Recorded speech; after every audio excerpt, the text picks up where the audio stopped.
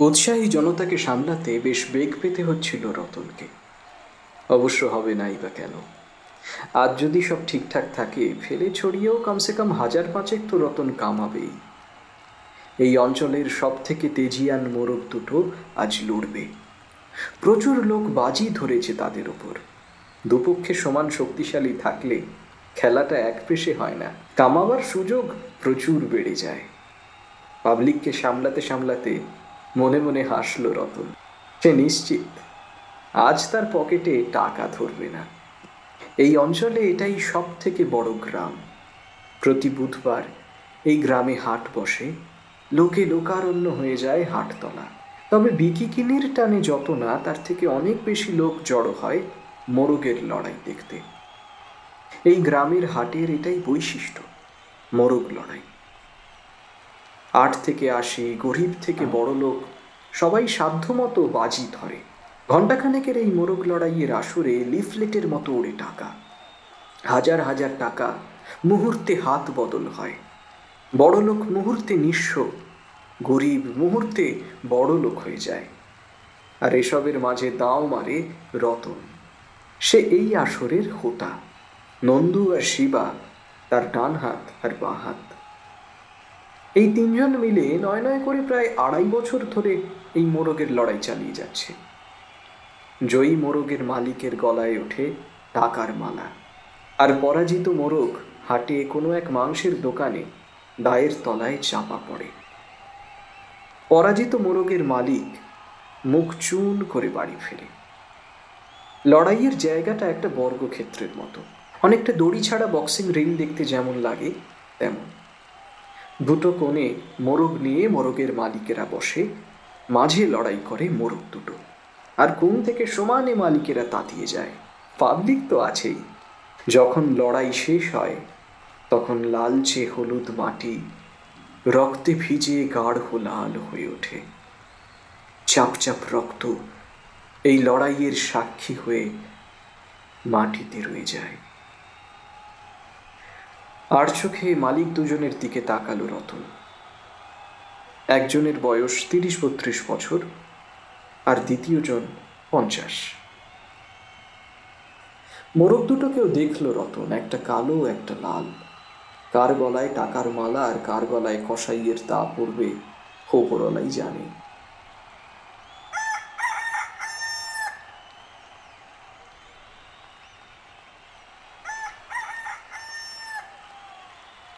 দুই মোরগের মালিক তাতিয়ে যাচ্ছে মোরগ দুটোকে। বিকেলের আলোতে ঝিকিয়ে উঠছে মোরগ দুটোর পায়ে বাঁধা ছুরি। পাবলিককে আর ঠেকিয়ে রাখা যাচ্ছে না। তীব্র সিটি, কখন শুরু করবি রে সালা? আর কিছু হালকা টিপ্পনি ভেসে আসছে তাদের দিক থেকে।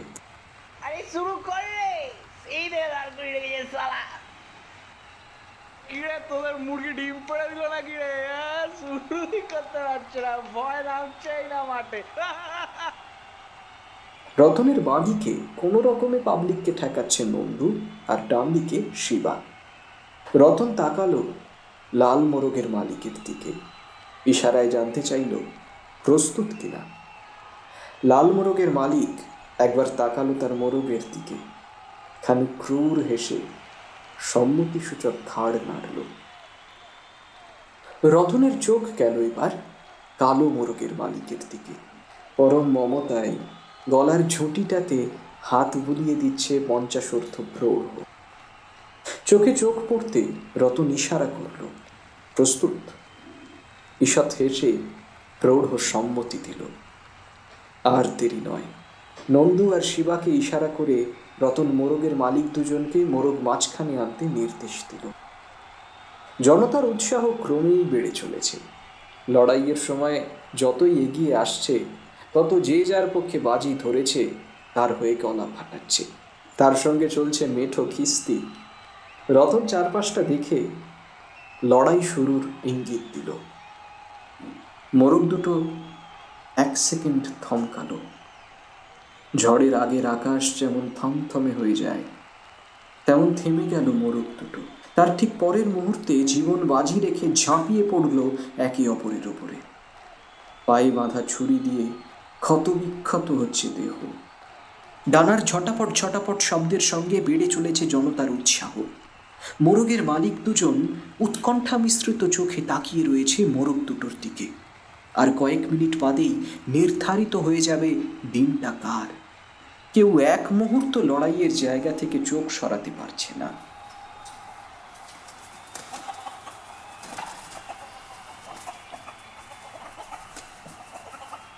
মোরগ দুটো কেউ কাউকে ছাড়তে রাজি নয়, যেন বহু জন্মের শত্রুতা তাদের, বহু জন্মের প্রতিশোধ নেওয়া বাকি।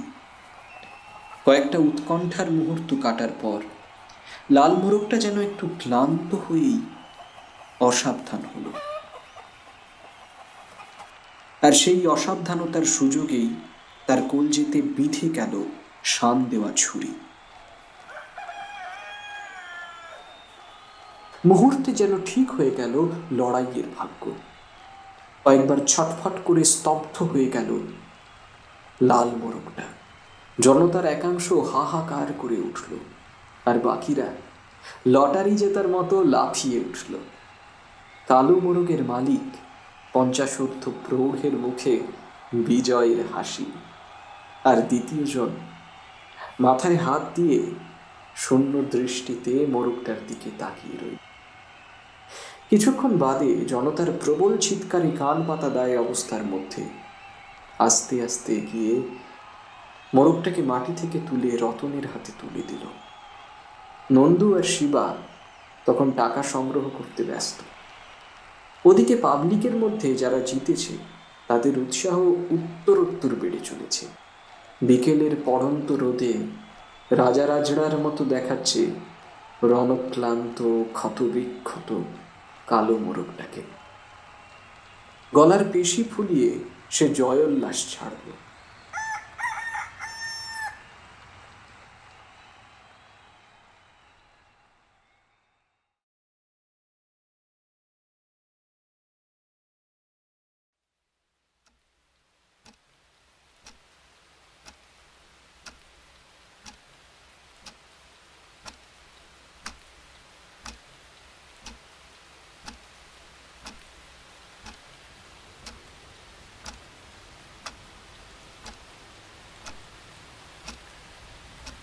বাইরে অঝোর ধারায় বৃষ্টি পড়ছে।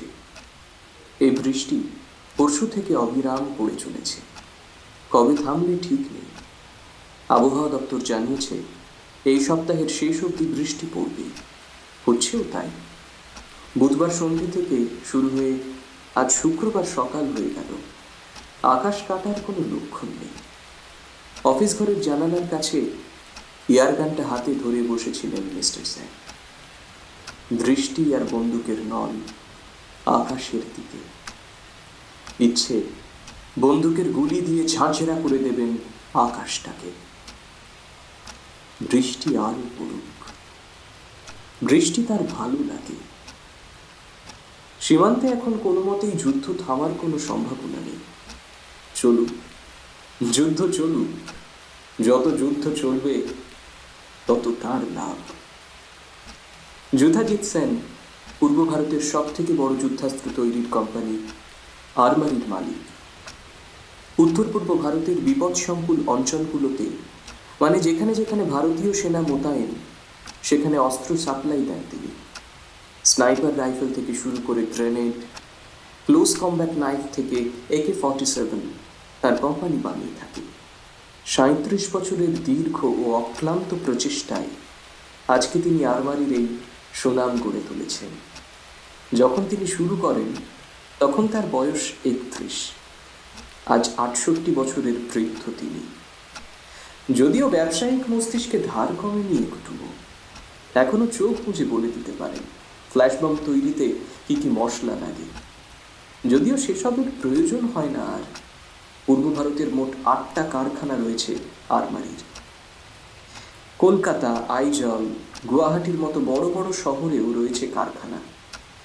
সেখানে প্রশিক্ষণ প্রাপ্তরা যাবতীয় অস্ত্র বানিয়ে থাকে। আজ তিনি হাতে যে এয়ারগানটা ধরে আছেন সেটাই তার হাতে ধরা প্রথম অস্ত্র। এরকমই এক বৃষ্টিমুখর দিনে তার মাথায় এসেছিল যুদ্ধাস্ত্র তৈরির ভাবনা। সব মিলিয়ে পরিবেশটা আজকে যেন তাকে আরমারির প্রথম দিনের কথা মনে করিয়ে দিচ্ছে, যখন আরমারির হাত বোমা তৈরির কারখানা ছাড়া আর কিছু ছিল না। এয়ারগানটা যথাস্থানে রেখে একটু জল খেলেন মিস্টার সেন। আজ অভিষেকের আসার কথা। অভিষেক রায় কলকাতার কারখানাটা দেখাশোনা করে। স্মার্ট, সুদর্শন তরুণ, সর্বোপরি ব্যবসাটা বুঝে। ছেলেটিকে মিস্টার সেন বেশ পছন্দ করেন। তার ইচ্ছে অভিষেকের হাতে ব্যবসার পুরোটা তুলে দিয়ে নিজে ঝাড়া হাত পা হয়ে যাওয়া। নিজের ছেলেকে তো আর ব্যবসায় নামানো গেল না। তার একমাত্র ছেলে জয়জিৎ সেন বাবার ব্যবসায় যোগ না দিয়ে একটা খবরের কাগজে জার্নালিস্টের পদে যোগদান করেছে। ছোটবেলা থেকেই ডাকা বুকু, কাউকে ভয় পায় না। ছেলের মতো বয়সে ওই একটা জিনিসের অভাব ছিল মিস্টার সেনের। তিনি ডাকাবুকু ছিলেন না। সবসময় ভাবতেন কিভাবে আড়াল থেকে কাজের কাজ করে নেওয়া যায়। এখন অবশ্য সেসব কথা মনে পড়লে হাসি পায়। যাই হোক, আজকের আবহাওয়া বড় স্মৃতিমেদুর করে দিচ্ছে তাকে। ভারতের সেরা 50 জন ধনীর অন্যতম একজনে এসব আবেগটা বেগে ভাসলে চলে না। কোটটা খুলে চেয়ারের হাতলে রাখলেন তিনি। চেয়ারে পায়ের ওপর পা তুলে আরাম করে বসলেন, এক সিগারেট ধরালেন।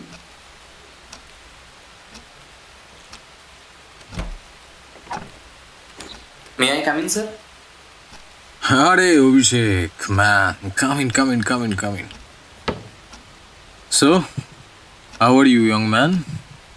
আচ্ছা, কাজের চাপে আসতে না পারো, মাঝে মাঝে ফোন করে তো এই বুড়োটার খবর নিতে পারো নাকি? হ্যাঁ, এক্সট্রিমলি সরি স্যার। আসলে বুঝতেই তো পারছেন, নর্থ ইস্ট রিজিয়নে আর্মসের যা ডিমান্ড। আরে I was joking. I completely understand your pressure, young man. তো কাজকর্ম কেমন চলছে? Yes sir, this is the report. Sir, last week north নর্থ ইস্ট রিজিয়নে প্রচুর পরিমাণে AK-47 সাপ্লাই দিয়েছি। It's an all time record of armoury. AK-47 এর পরই রয়েছে হ্যান্ড গ্রেনেড। আর স্যার আমাদের কাছে অর্ডার এসছে আরও কিছু AK-47 সাপ্লাই দেওয়ার, সেগুলোর কাজ চলছে। আরে এক্সেলেন্ট। আমার তোমার উপর পুরোপুরি ভরসা আছে অভিষেক। সেই জন্যই তো একটা সিদ্ধান্তে এসেছি। সেই কারণেই তোমাকে ডেকে পাঠালাম আজকে। কি স্যার? শোনো অভিষেক, I want you to run the company after my retirement. আমি তোমার হাতেই কোম্পানির দায়িত্ব পুরোপুরি তুলে দিতে চাই। কি কি বলছেন স্যার? স্যার আমি? Why not? তুমি যেভাবে কলকাতার ফ্যাক্টরিটা ম্যানেজ করছো, to be honest, I am totally impressed with your work.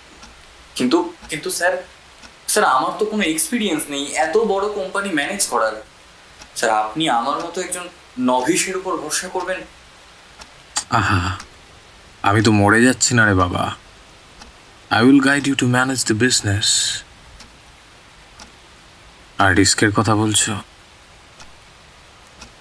জানো অভিষেক, আমার বাবা ছিলেন একজন ছাপোষা কিরানি, আর আমি এই যুধাজিৎ সেন কিন্তু কোনো সোনার চামচ মুখে নিয়ে জন্মাইনি।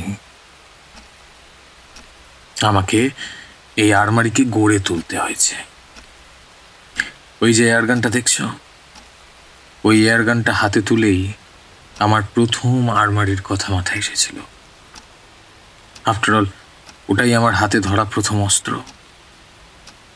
ঠিক এরকমই একটা বৃষ্টির দিনে আমি আলমারিকে গড়ে তোলার কথা ভেবেছিলাম। আর আমি এই কোম্পানির পেছনে যা সময় দিয়েছি, পারহাপস আমার নিজের ছেলের পেছনেও দিইনি। And that's why he has become a spoiled person, simply spoiled. Yudhajit সেনের ছেলে কিনা একটা পাতি journalist. Shame on that boy.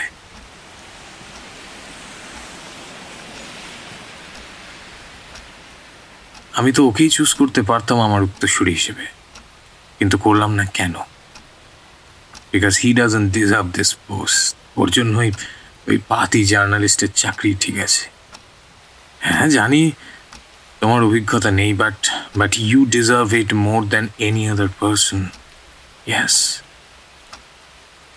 আর রিস্কের কথা বলছিলে না? জানো অভিষেক, এই তোমার মতো বয়সে আমি ঠিক কি করে বেড়াতাম জানো? জুয়া খেলতাম। ইয়েস, ঠিকই শুনেছ, আমি একটা জুয়ারি ছিলাম। তাও নিজে খেলতাম না। কিসের ওপর বাজি ধরতাম জানো? মোরগ, রোস্টারের ওপর। কলকাতা থেকে বেশ খানিকটা দূরে একটা গ্রামে যেতাম প্রতি বুধবার, সে ওই ওই মোরগের লড়াইয়ে বাজি ধরবো বলে। আর আমার লাকটা তো ছিল চিরকালই খুব ভালো। আমি নিয়ার অ্যাবাউট 30টা রোস্টার ফাইটে বেট করেছি, হাজার হাজার টাকাও কামিয়েছি। রোস্টার ফাইটের মজাটা কি জানো? এখানে মোরগ দুটোর কিন্তু কোনো দোষ থাকে না। They are train to kill the opponent. তাদের নিজেদের বাঁচানোর জন্যই অপোনেন্টকে মারতে হয়।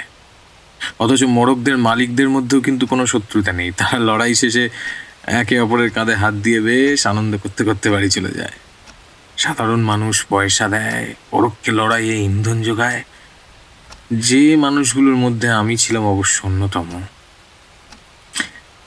এই রুস্টার ফাইটে বেট করা ছেড়ে দেওয়ার পর আমি যখন পাকাপাকিভাবে এই ব্যবসাটা শুরু করব ভাবছি, তখন ভেবে দেখেছিলাম আরো বড়, আরো লার্জ স্কেলে একটা মোরগ লড়াই চলছে গোটা বিশ্ব জুড়ে। দুটো দেশের একে অপরের কোনো শত্রুতা নেই। তাদের আর্মিকে শুধু লেলিয়ে দেওয়া হচ্ছে একে অপরের ওপর, হয় মারো নয় ফটো। আর তাদের ইন্ধন যোগাচ্ছে কারা? আমরা, দি কমন পিপল।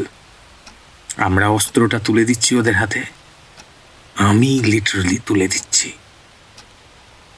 কিন্তু সাধারণ মানুষ, they are paying tax. The government is using that for wars. আরো বড় অস্ত্র, টাকা। পার্ডন মি স্যার, কিন্তু আপনি মানে আমাকে এসব কথা বলছেন কেন? রুস্টার ফাইটে কোনো নিশ্চয়তা নেই যে বারবার তোমার পক্ষের মোরগটাই জিতবে। তাও সবাই বেট লাগায়। কেন লাগায়? কারণ টাকা ডাবলের থেকেও ওই বুকে ছুরি গেথা রক্তাক্ত ক্ষতবিক্ষত মোরগটাকেই আসলে সবাই দেখতে চায়। ওটাই সবার ভালো লাগে। একটা চোখ খুবলে বেরিয়ে আসা চুটি ছিঁড়ে যাওয়া মোরগটাকে দেখে সবাই পৈশাচিক আনন্দ পায়। অপেক্ষা করে কখন তাকে শিকে গেঁথে ঝলসানো হবে। যুদ্ধটাও তো আসলে তাই। কোনো দেশ নিজেদের ক্ষয়ক্ষতির কথা ভাবে না। তারা পড়শি দেশের পুড়ে যাওয়া, ধ্বংস হয়ে যাওয়া রূপটাকেই দেখতে চায়। সবাই তাই চায়।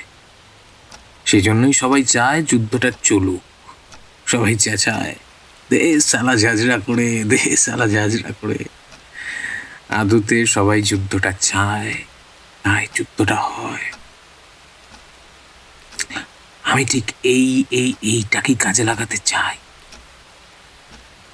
যুদ্ধ থামলে আমাদের ক্ষতি। So the war must go on. The war must go on. তাহলে স্যার, অস্ত্র বিক্রি করলে আমরা লাভবান হব শুধুমাত্র সেই কারণে, শুধুমাত্র আমাদের ব্যবসায়িক স্বার্থের জন্য কোনো কারণ ছাড়াই আমরা যুদ্ধ চালিয়ে যাব? মানুষের এই প্রবৃত্তিটা আমার বড় ভালো লাগে অভিষেক।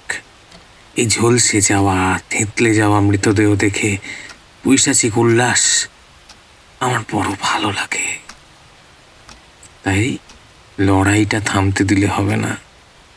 অ্যান্ড ফ্র্যাঙ্কলি স্পিকিং, আমার ছেলের মধ্যে এই প্রবৃত্তিটা আমি কোনোদিনই দেখতে পাইনি। তুমি যেরকম সিনসিয়ারলি কাজটা সামলাও, ব্যবসা নিয়ে সিরিয়াস, আমার মনে হয় তুমি অন্তত চাও যুদ্ধটা চলুক। কি তাই তো ইয়ং ম্যান? তাহলে তুমি আমার দায়িত্বটা নিতে রাজি আছো তো?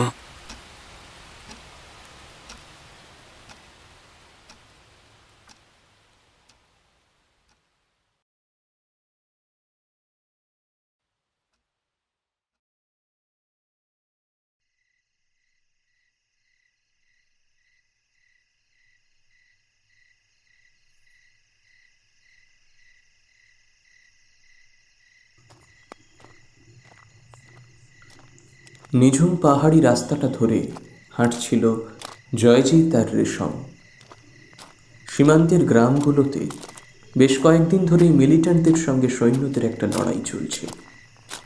যুদ্ধের সময় গ্রামের মানুষগুলো কেমন আছে, কতটা দুশ্চিন্তা তাদের গ্রাস করেছে, সেই সব জানবার জন্যই কলকাতার এক খবরের কাগজ থেকে পাঠানো হয়েছিল জয়জিৎ আর রেশমকে। কাজটা সহজ নয়, বিশেষত যখন সর্বক্ষণ মাথায় ঝুলছে মৃত্যুর খাড়া।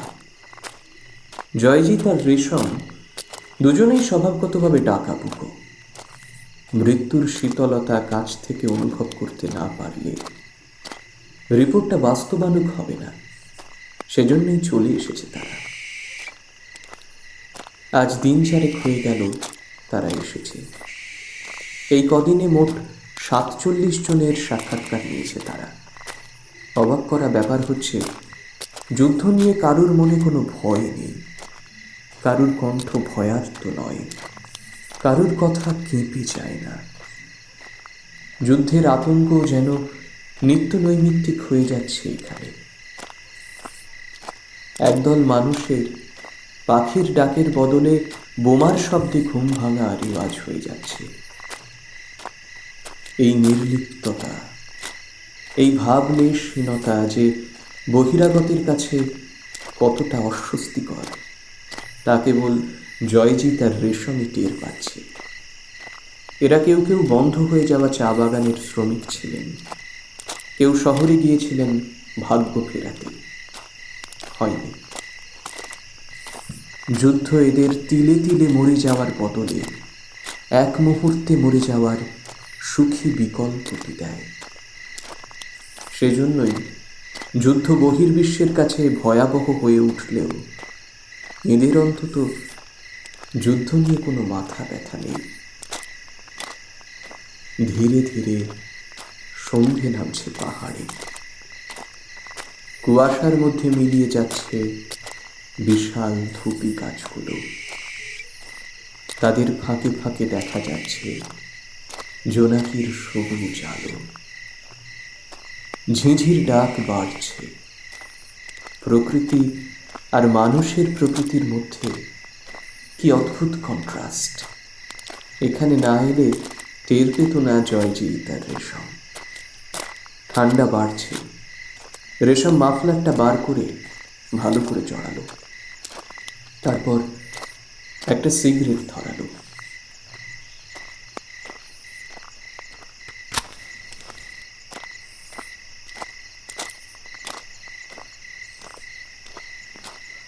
কি অদ্ভুত না, আমরা এখানে এত দূরে শহরে বসে কি ন্যাচারালি যুদ্ধ নিয়ে চায়ের ঠেক জমাই, আর এই মানুষগুলোর খোঁজ কেউ রাখেই না। এরা কি চায় না চায় তা নিয়ে কারুর কোনো মাথা ব্যথা নেই। এটা যুদ্ধ নিয়ে কি অদ্ভুত উদাসীন, তাই না? মৃত্যুকে খুব কাছ থেকে দেখতে শুরু করলে বোধহয় মৃত্যু নিয়ে এরকমই উদাসীন্য চলে আসে। কি করবি বল, একের পর এক চায়ের বাগান বন্ধ হয়ে যাচ্ছে, যে কটা চলছে তাতে ন্যায্য পারিশ্রমিক পায় না কেউ। দিনের পর দিন হাড় ভাঙা খাটুনি এদের। এরা তো রোজ একটু একটু করে মরে যাচ্ছে। হঠাৎ একদিন একটা নোটিশ আসবে, তাতে লেখা থাকবে তোমরা আমাদের ভূখণ্ডের লোক নও, তোমাদের এই আছে সেই আছে, না থাকলে চলে যাও এখান থেকে। এভাবে রোজ মরার থেকে রাতারাতি বোমা পড়ে মৃত্যু এদের কাছে অনেক বেশি শান্তি, তাই না? আবার এদের কেউ কেউ হাতে অস্ত্রও তুলে নেয়, মদত দেয় আরো বড় বড় সংগঠন, উলু খাগড়াদের প্রাণ চলে যায়। ভেবে দেখ। হয়তো আসলে এদের কষ্টটা না কেউ বোঝে না। আমরা বাইরের লোক বুঝবার ভান করি শুধু। কালকে কলকাতা ফিরে যাব, আস্তে আস্তে আমরাও ভুলে যাবো এসব। ও ভালো কথা, কাকু এখন কলকাতায় আছেন না? একবার দেখা করবি তো? বাবা জানে না আমি এখানে আছি। মানে তুই এত সেন্সিটিভ একটা জায়গায় আছিস আর কাকু জানেন না? বাবার সাথে আর বিশেষ কথা টথা হয় না। তাছাড়া বাবার তেমন কিছু যায়ও আসে না আমি কোথায় আছি কিভাবে আছি তা নিয়ে। না রে, একটা মানুষ তোর ওপর অবিচার করলেন আর তুই তাকে ক্ষমা করে দিতে পারছিস না। একজন স্যাডিস্ট মানুষকে ক্ষমা করব কি করে বলতো? তিনি স্রেফ তার পারপাসটুকু নিয়ে থাকবেন, তার ব্যবসা চলুক বলে তিনি চান দুটো দেশের মধ্যে যুদ্ধ লেগে থাকুক। হাজার হাজার ইনোসেন্ট মানুষ মারা যাবে, কত দেশ ধ্বংস হয়ে যাবে, তা নিয়ে তার কোনো মাথা ব্যথাই নেই।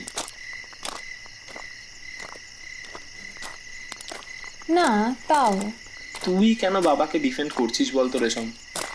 আমি না ভীষণ ইগোইস্টিক মানুষ। বাবা নিজেকে না শোধরালে বাবার আর আমার এই ঠান্ডা লড়াই চলতেই থাকবে। এটাও তো একটা লড়াই। শুধুমাত্র বর্ডারেই যে লড়াই চলছে তা তো না, লড়াই সব সময় হচ্ছে, কখনো সেটা বাইরে, কখনো ভেতরে ভেতরে। কি জানিস তো, বর্ডারের লড়াই যদিও বা সাময়িকভাবে থামে, এই লড়াই কোনোদিনও থামবে না। This war will continue till the end of humanity. যাকগে, কাল কটায় কলকাতা নামছি? অ্যারাউন্ড 10:30, যদি না প্লেন লেট করে। চ, এখন পা চালা, হোটেলে ফিরতে হবে। গিয়ে ব্যাগ ফ্যাগ সব গুছিয়ে রাখি, আমি আবার ভোরে উঠতে পারি না।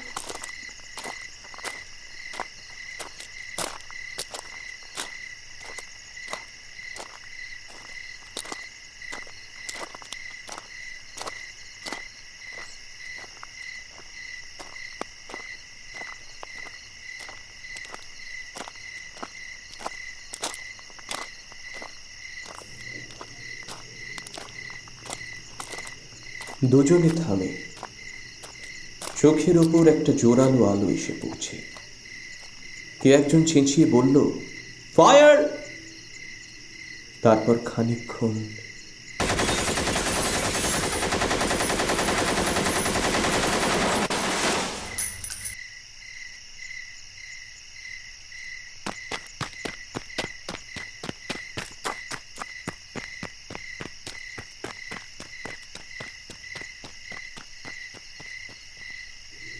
ভারী বুটের শব্দ মিলিয়ে যাচ্ছে ওপরে গ্রামগুলোর দিকে। দুটো নিস্পন্দ শরীর পড়ে রইল। একটা ভাঙা চশমা, দুটো ব্যাগ, ছিটকে বেরিয়ে পড়েছে জলের বোতলের ছিপি। জল গড়িয়ে মিশে যাচ্ছে চাপ চাপ রক্তের সঙ্গে। অনেক দূর থেকে ভেসে আসছে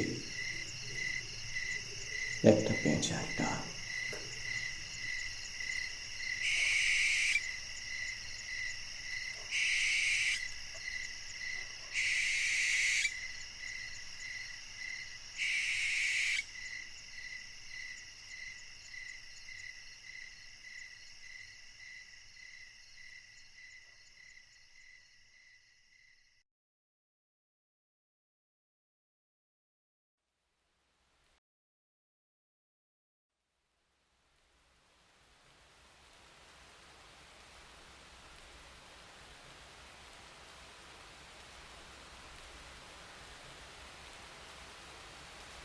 সীমান্তে সেনার সঙ্গে মিলিটেন্টদের সংঘর্ষ অব্যাহত। গত সপ্তাহে আর্মি ক্যাম্প থেকে বেশ কিছু অস্ত্র লুট করার পর তারা এই সপ্তাহে আবার আক্রমণ করেছে। এটা স্পষ্ট, এই আক্রমণের জন্য অস্ত্র সংগ্রহ করতেই তারা গত সপ্তাহের লুটতরাজ চালায়। সেনাবাহিনীর জন্য তারা আপাতত পিছু হটতে বাধ্য হলেও তাদের ভবিষ্যৎ পরিকল্পনা নিয়ে ইতিমধ্যেই শঙ্কা প্রকাশ করেছে দেশের ওপর মহল। হতাহতের ঠিকঠাক সংখ্যা এখনো অবধি না জানা গেলেও জানা গেছে কলকাতা থেকে চুরি করতে যাওয়া 2 সাংবাদিক এই অতর্কিত আক্রমণে নিহত হয়েছে। শোক প্রকাশ করেছে দেশের সাধারণ মানুষ থেকে ভিআইপি প্রত্যেকেই। চলে যাব খেলার খবরে।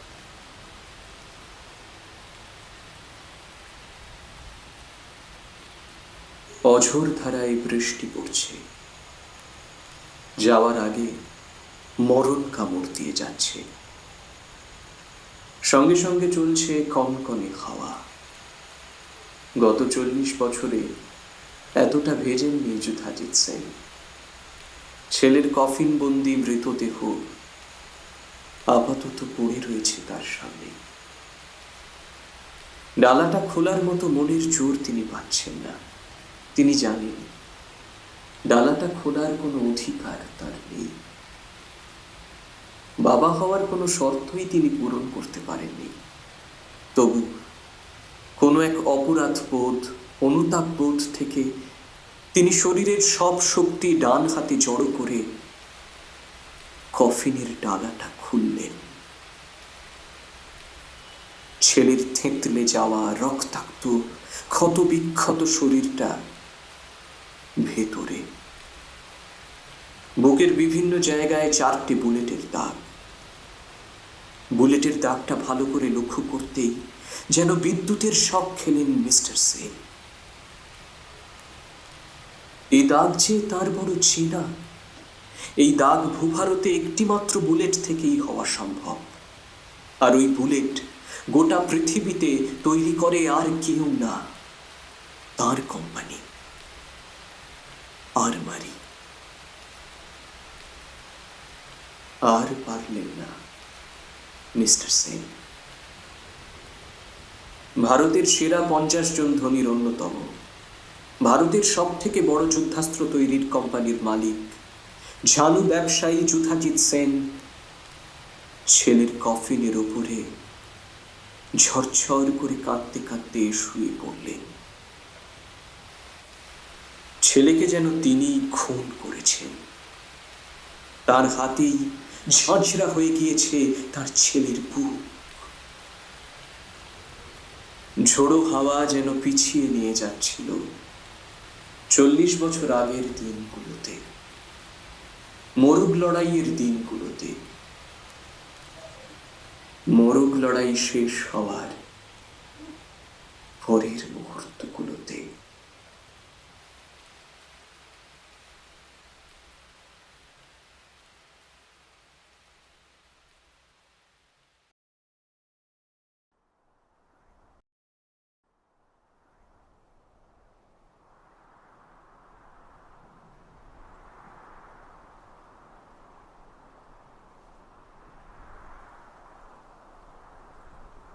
কানে গোঁজা বেড়িটা জামাই মুছে তাতে আগুন ধরালো রতন। নন্দু আর শিবা টাকা গুনছে। দর্শক আর নেই, হাট ভেঙে গেছে, যে যার টাকা বুঝে বাড়ি চলে গেছে। মোরগ চলে গেছে কসাইয়ের দোকানে।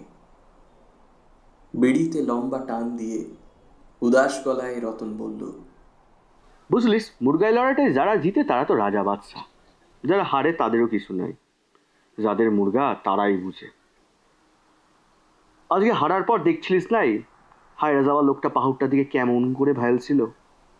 আমার না হেবি মায়া লাগছিল। হায় রে, জুয়ারিগুলো কিছু পাক না পাক, দাম দিয়া তো মুরগাটার মাংসটা খেতে পাইবে। ওই লোকটার তো সব গেল, পুষা পাহুড়টার মাংসটা কি করে মুখে উঠাবে? ছা দে, বাদ দে, টাকা পয়সা সব গুটাই নিচ্ছিস তো, চ উঠি এবার। তিনজন উঠে দাঁড়ালো, আড়মোড়া ভেঙে হাঁটা লাগালো। মোরগ লড়াইয়ের জায়গাটাতে রক্ত শুকিয়ে গেছে, তার উপরে উড়ে উড়ে এসে পড়েছে ধুলো। এদিক ওদিক পড়ে থাকা মোরগের পালকগুলো উড়ে যাচ্ছে অন্য কোথাও। সদ্য ঘটে যাওয়া লড়াইয়ের প্রমাণ মুছে যাচ্ছে। মঞ্চ তৈরি হচ্ছে সামনের সপ্তাহে নতুন লড়াইয়ের।